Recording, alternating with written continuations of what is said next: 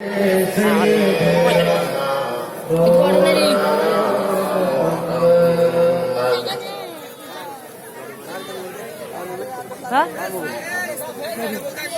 اللہ.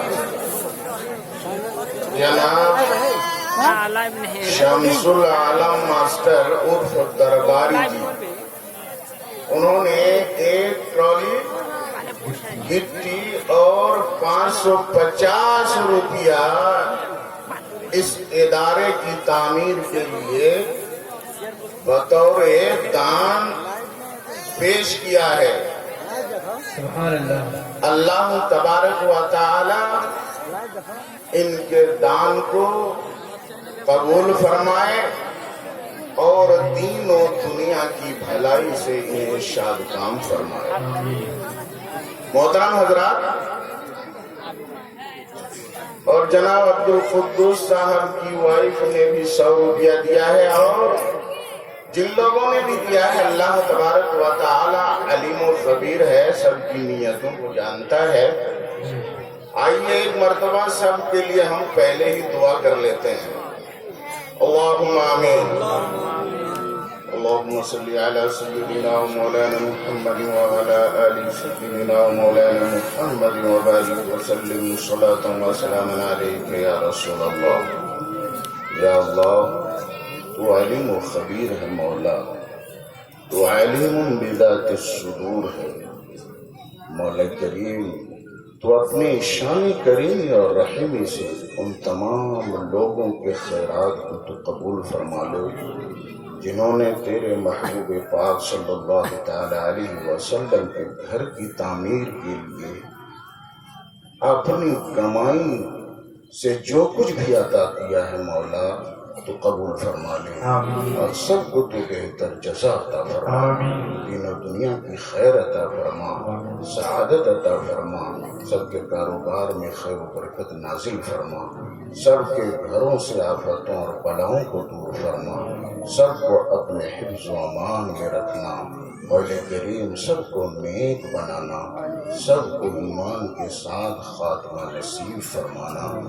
وصلی اللہ تعالی علی خیر خلقہ سیدنا و مولانا محمد وآلہ وصحبہ اجمعین. آمین برحمتک یا ارحم الراحمین بحق لا الہ الا اللہ محمد رسول اللہ.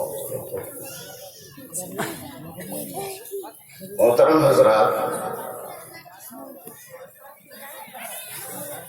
میں آپ کے درمیان زیادہ دیر تک خطاب کرنے کے لیے حاضر نہیں آیا. ہمارے پاس دور سے آئے ہوئے کئی مہمان ہیں، ہم سب کو انہیں سننا ہے، اور ظاہر بات ہے کہ دور سے جو لوگ آتے ہیں وہ ہمارے مہمان ہیں، تو ہمیں ان کو عزت دینا ہی چاہیے اور مہمان کی خاطر کرنی چاہیے. آپ نے کل سنا، میں تقریباً 1 گھنٹے تک میں نے کل بیان کیا. آج کی گفتگو جو ہوگی وہ اس وجہ سے کہ تاکہ جو ادارہ یہ پروگرام کروا رہا ہے، یہ اپنے پروگرام میں جو کچھ بھی ادارے نے خرچ کیا، ادارے کو اس کا ریٹرن آ جائے، اس کا نتیجہ مثبت ہو. یہ ہم سب کی کوشش ہونی چاہیے. اور سب لوگ جانتے ہیں کہ یہ کوئی عام جلسہ نہیں ہے، بلکہ یہ مدرسے کا جلسہ ہے، اور وہ بھی تعمیری، مدرسے کی تعمیر جدید کے لیے اس جلسے کا انعقاد ہوا ہے. اسی مناسبت سے میں نے آیت کریمہ پڑھی ہے. بہت ہی مختصر وقت میں کچھ باتیں میں پیش کروں گا. اللہ تبارک و تعالی فرماتا ہے یمحق اللہ الربا ویربی الصدقات، اللہ تبارک و تعالی سود کو مٹا دے گا اور صدقہ کو بڑھا دے گا۔ یہ کس نے کہا؟ ہم سب کے رب نے فرمایا، ہم سب کے مالک و خالق نے فرمایا۔ اس نے فرمایا کہ جس کی ہر بات کے تعلق سے قرآن گواہی دیتا ہے وَمَنْ أَصْدَقُ مِنَ اللَّهِ حَدِيثًا، اللہ کی بات سے سچی بات کسی کی نہیں ہے۔ اللہ تبارک و تعالیٰ کی کوئی بات غلط نہیں ہو سکتی ہے، یہ ہم سب کا ایمان ہے۔ اللہ نے جو کچھ فرمایا وہ ہوا، اور جس چیز کے بارے میں فرمایا ہوگا وہ ضرور ہوگی۔ رب نے فرمایا اللہ تبارک و تعالی سود کو مٹائے گا اور صدقہ کو بڑھائے گا، سود کو مٹائے گا، صدقہ کو بڑھائے گا۔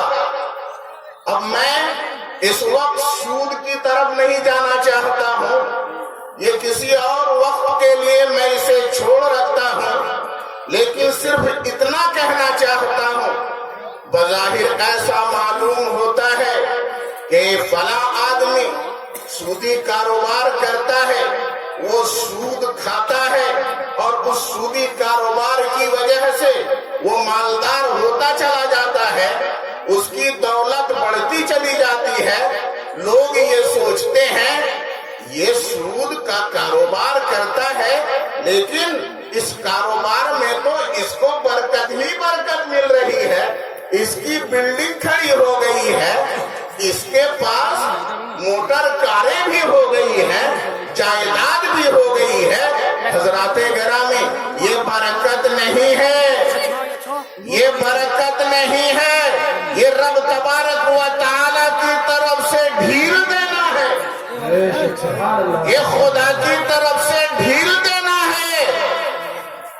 کیا آپ کہو گے کہ کافروں کو جو یہ دولت ملتی ہے، جو یہ جائیداد ملتی ہے، بڑی بڑی بلڈنگوں پر وہ آشائش کے ساتھ رہتے ہیں، تو کیا اللہ تبارک و تعالیٰ کا یہ انعام ہے؟ کیا اللہ تبارک و تعالیٰ کی طرف سے ان کو یہ نعمت ملی ہے؟ ہرگز نہیں۔ پیارے آقا ارشاد فرماتے ہیں کہ اگر رب تبارک و تعالیٰ کے نزدیک دنیا کی حیثیت ایک مچھر کے پر کے برابر بھی ہوتی تو اللہ تبارک و تعالی کسی بھی کافر کو دنیا عطا نہ کرتا۔ اس کا مطلب یہ ہے کہ دنیا کا ساز و سامان، دنیا کی رنگینی، دنیا کی زیب و زینت، اس کی حیثیت ایک مچھر کے پر کے برابر بھی نہیں ہے۔ اس لیے اللہ تبارک و تعالی کافروں کو دولت عطا فرماتا ہے، کوئی حیثیت نہیں ہے۔ لیکن ہاں، جب یہ دولت کسی مومن کو مل جائے، جب کوئی مومن دولت مند ہو جائے، تو در حقیقت دولت تو اس کے پاس ہوتی ہے، لیکن حقیقت میں دولت اس کے پاس ضرور ہوتی ہے، لیکن ایمان کی دولت کو اس دولت پر وہ ترجیح دیتا ہے۔ سب سے بڑی دولت اس کے نزدیک ایمان کی دولت، دین کی دولت، تقوی کی دولت، نیکی کی دولت، اس کے بعد دولت وہی دولت جو دین کے کام جو دین کے کام آ جائے، اسی دولت کو وہ دولت سمجھتے ہیں، اور جو دولت دین کے کام نہ آئے وہ دولت نہیں ہے، وہ خدا کی رحمت نہیں ہے، وہ سرا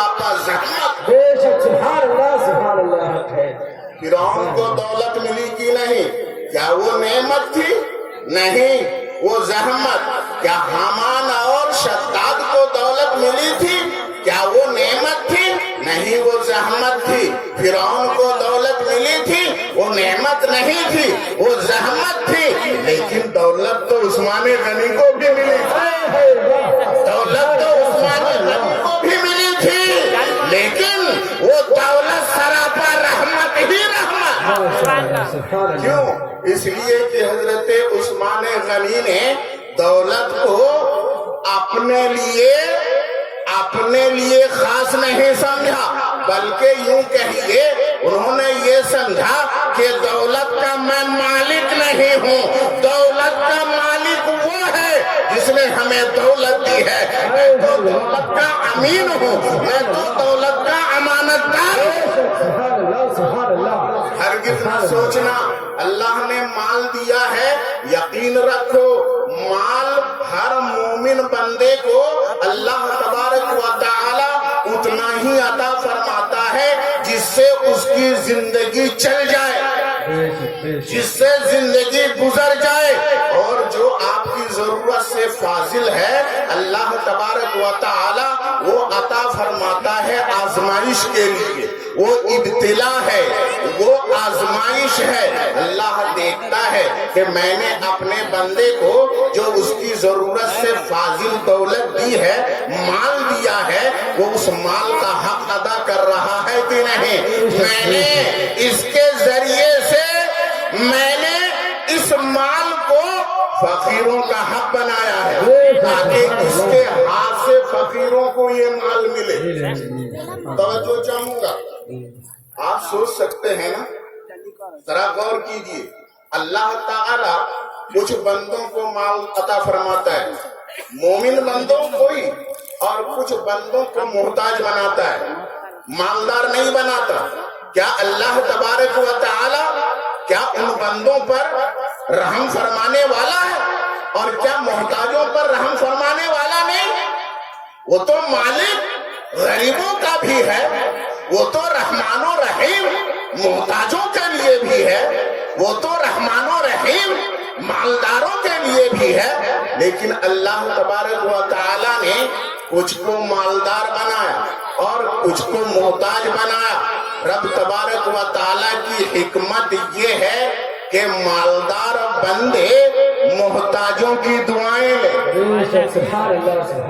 مالدار بندے محتاج بندوں کی دعائیں حاصل کریں، اور محتاج بندے مالدار بندوں کے احسان مند بنے۔ مال میں اللہ نے حق لازم فرما دیا اور ارشاد فرمایا اپنے مال کا حق ادا کرو۔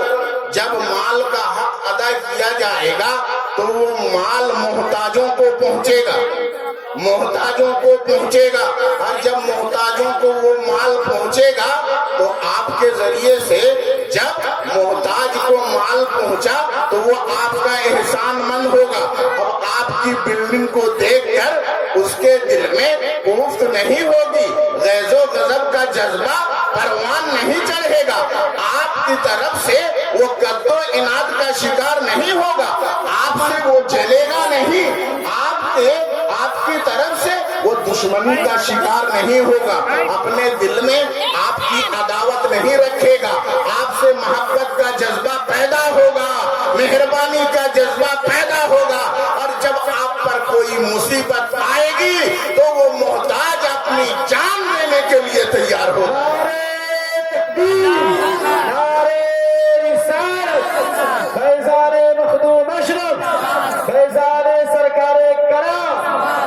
حضرات گرامی یاد رکھیے، اللہ کے راستے میں مال خرچ کرنے سے مال کم نہیں ہوتا، مال بڑھتا ہے۔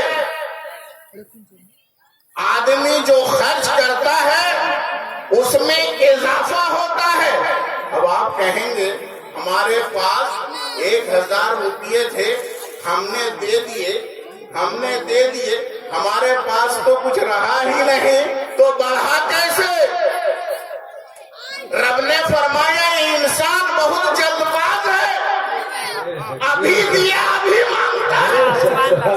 ارے کچھ تو صبر کر، صبر کچھ تو کر۔ 1000 ابھی دیا ہے، ہو سکتا ہے تمہارا بچہ بیمار ہونے والا تھا، 2000 نکل جاتے، تم نے 1000 دیا، بچا لیا گیا، تو 1000 تم کو ملا کہ نہیں؟ اور رب جانتا ہے، ہم اور آپ نہیں جانتے، وہ انجام جانتا ہے، ہم انجام نہیں جانتے۔ اس لیے رب تبارک و تعالیٰ نے ارشاد فرمایا وَيُرْبِ الصَّدَقَاتِ، اللہ صدقہ کو بڑھاتا ہے، صدقہ میں اضافہ فرماتا ہے، اور یہ خیر عند ربک ثوابا، یہ تمہارے رب کے نزدیک ثواب کے اعتبار سے بہتر ہے، وَخَيْرٌ عَمَلًا، اور امید کے لحاظ سے بہتر ہے، انجام کے لحاظ سے بہتر ہے۔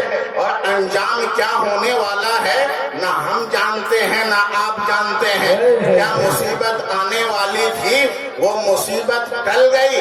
ارے رب نے ارشاد فرمایا صدقہ کو رب بڑھاتا ہے، اور پیارے نبی نے ارشاد فرمایا الصدقۃ ترد البلاء، صدقہ بلاؤں کو ٹال دیتا ہے، صدقہ بلاؤں کو ڈال دیتا ہے۔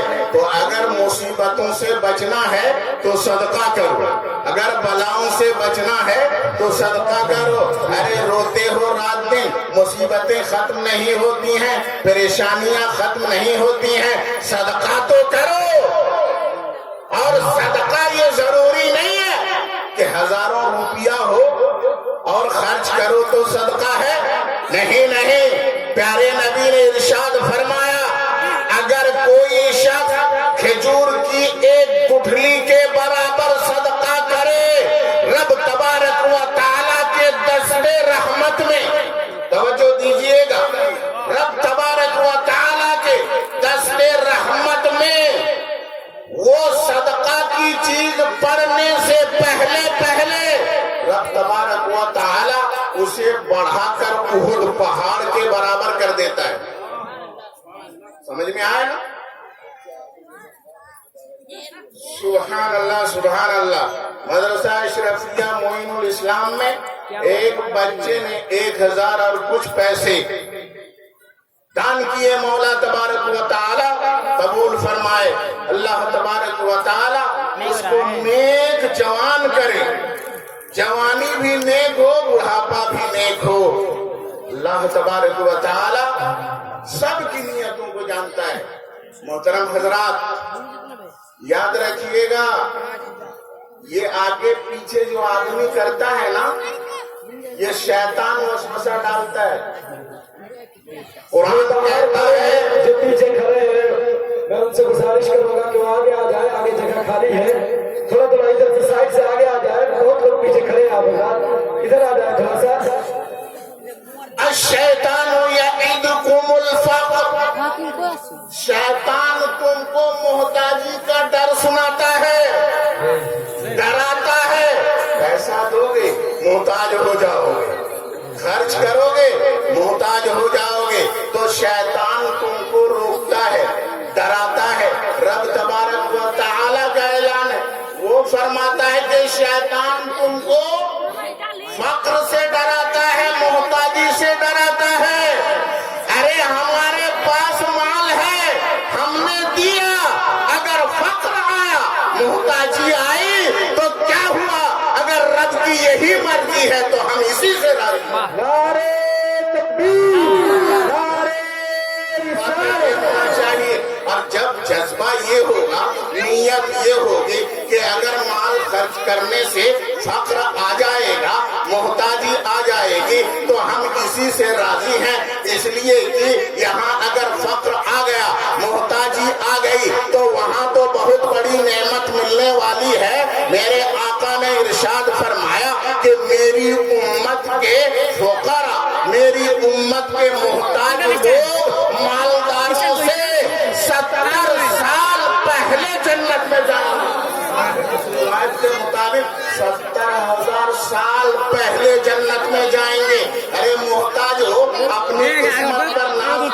गरीब हो अपनी किस्मत पर नाज करो। अगर तुम्हारा दुनिया में कोई नहीं है तो वो है जो सबका सहारा है, वो तुम्हें गले लगाने को तैयार है। वो तो हौजे कौसर में मिलेंगे, वो मीज़ाने अमल में मिलेंगे, वो हश्र में मिलेंगे, वो नश्र में मिलेंगे, वो कब्र में दीदार कराएंगे। कोई न रहे कोई परवाह नहीं है। अरे वो तो है जो तड़पते हुओं को कलेजे से लगाकर सुकून दिया करते हैं, और जिनके गले लगाने से उस्तुनाए हन्नाना को करार मिल जाता है, एक बेजान लकड़ी को सुकून मिल जाता है। अरे हम तो उस उम्मत में हैं, हम तो उस प्यारे नबी की उम्मत हैं। उस नबी ने जब एक बेजान लकड़ी को जो चीख रही थी, नबी के फिराक में गिड़गिड़ा रही थी, रो रही थी, अब नबी टेक लगाकर खुतबा नहीं दे रहे हैं, रो रही है लकड़ी। प्यारे नबी ने समझ लिया उस्तुनाए हन्नाना मेरे फिराक में रो रही है, उस्तुनाए हन्नाना तड़प रही है, बिलक रही है, तो मेरे फिराक के सबब आका ने अपने सीने से जैसे ही उस बेजान लकड़ी को लगाया तो करार में आ गई, सुकून में आ गई, अब उसका रोना बंद हो गया। हज़राते गिरामी, फर्क नहीं पड़ता, खौफ ना करो, दे देंगे तो खर्च हो जाएगा, जेब से निकल जाएगा। अरे कहां से रब तबारक व ताला दे देगा पता भी नहीं चलेगा, क्योंकि रब फरमाता है जो डरता है मुझसे, मेरे अजाब से जो डरता है और तकवा हासिल करता है, जिसका दिल मुत्तकी हो जाता है, तो रब तबारक व ताला फरमाता है वयरज़ुक़हु मिन हैसु ला यहतसिब, अल्लाह उसे वहां से रिज़्क़ देता है जहां से उसे गुमान भी नहीं है, सोचता भी नहीं है कहां से आ गया। हज़राते गिरामी, मैं तफसीर की रोशनी में और हदीस पाक की रोशनी में सिर्फ एक रिवायत पेश करना चाहता हूं कि रब तबारक व ताला सदका को कैसे बढ़ाता है, एक मिसाल पेश कर दूं। एक मर्तबा दुरूद पाक पढ़ लीजिए तो गुफ्तगू सुनाओ।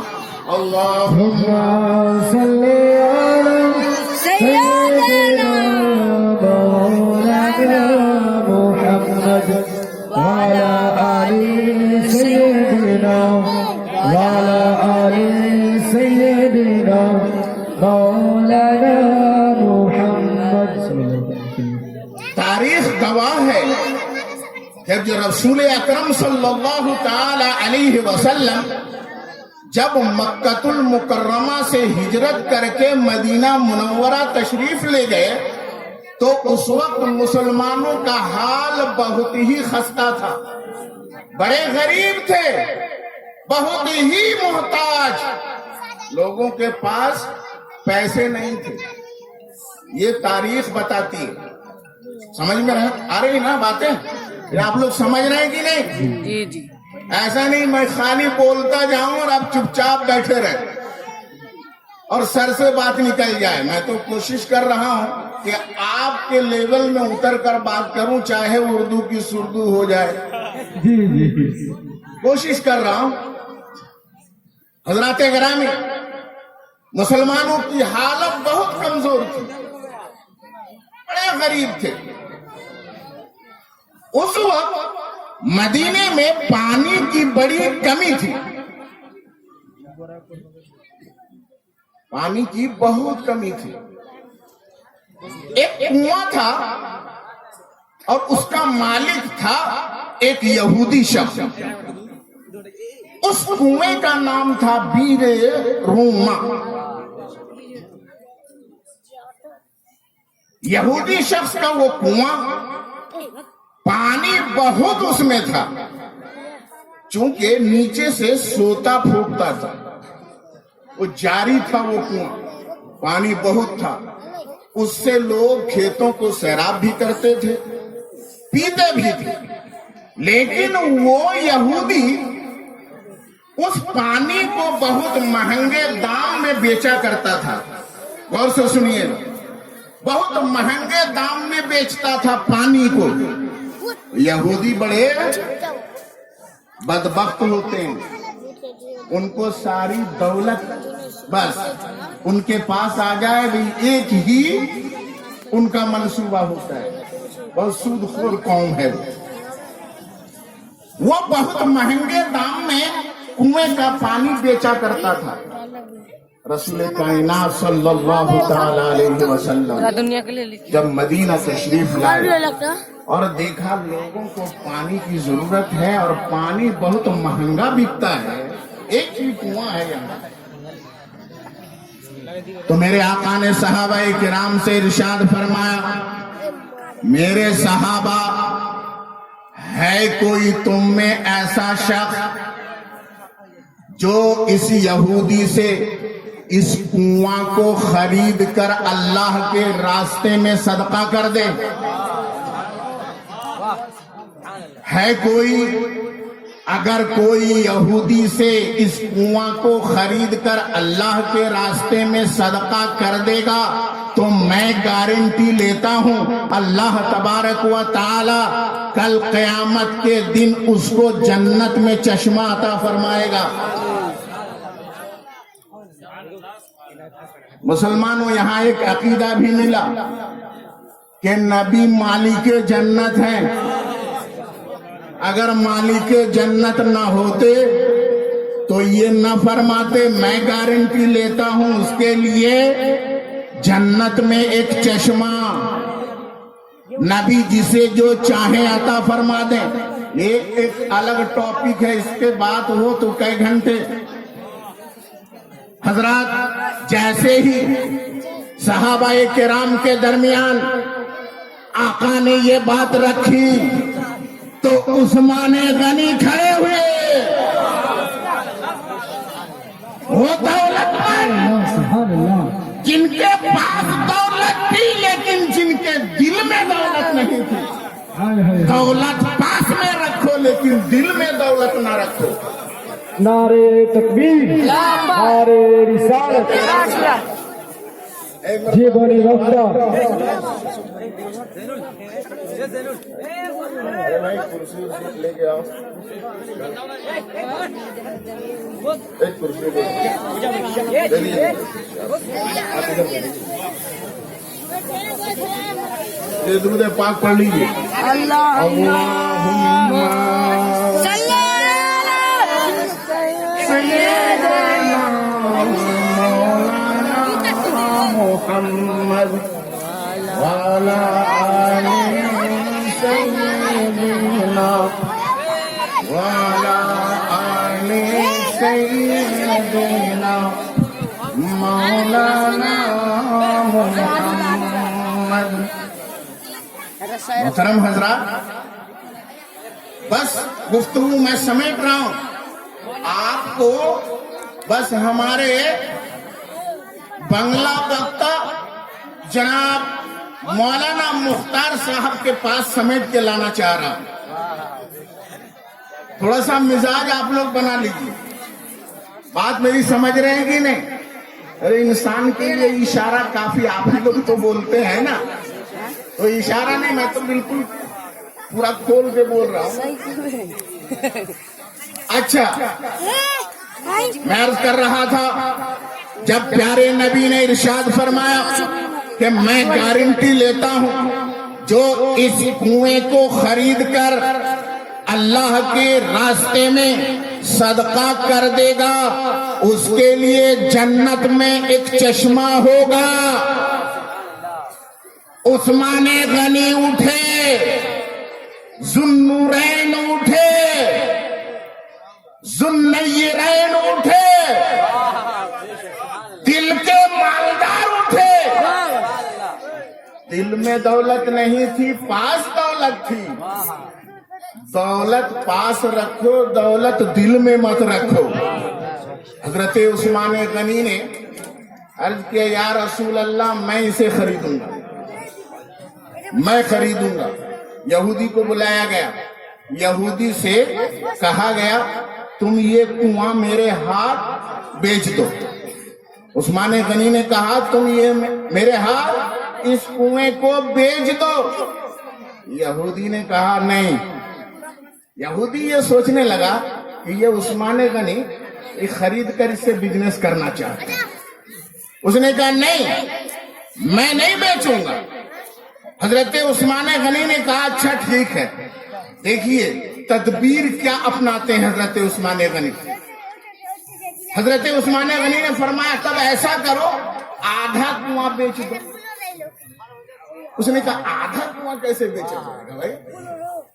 तो उन्होंने कहा एक सूरत है आधा कुआं बेच सकते हो। कैसे? कि एक दिन कुएं से पानी तुम निकालो और एक दिन पानी हम निकालेंगे। तो ये आधा कुआं बेचना हो गया और दाम जो चाहो हम देने के लिए तैयार है। यहूदी ने सोचा इसमें क्या बुराई है, ताकि हो सकता है कि ये उस्मान अपने बारी के दिन में पानी निकालकर ज्यादा दाम में बेचना चाहते हैं, ये कारोबार करना चाहते हैं। ये सोच के उसने कहा ठीक है। दाम तय हो गया और आधा कुआं हजरत उस्मान गनी ने खरीद लिया। बात समझ में आ रही है ना? अब जब आधा कुआं खरीद लिया, यहूदी सोच रहा था कि अपनी बारी के दिन उस्मान गनी ज्यादा दाम में पानी बेचेंगे, लेकिन हुआ उल्टा। हजरत उस्मान गनी का जब दिन आता तो उस्मान गनी तमाम मुसलमानों से फरमाते कि जिसको जितना पानी निकालना है आज कुएं से निकाल ले, कोई पैसा नहीं लगेगा, कोई पैसा नहीं लगेगा। अब होने लगाइए कि लोग उस दिन के लिए तो पानी रखते ही थे, स्टोर भी कर लेते थे। मौका मिला है, चलो कुछ टंकी में रख लो, जमा कर लो, फिर दूसरे दिन के लिए, ये उस दूसरा दिन यहूदी का है, तीसरे दिन तक जमा कर लो। अब नतीजा ये हुआ कि लोग तो पानी जमा करके रखते थे, अब वो यहूदी का दिन जब आता था तो पानी लेने के लिए कोई जाता ही नहीं था, वो फंस गया। अब क्या किया जाए? वो सोचने लगा अरे ये आधा कुआं रख के क्या फायदा होगा, ये आधा रख के भी पूरा कुआं तो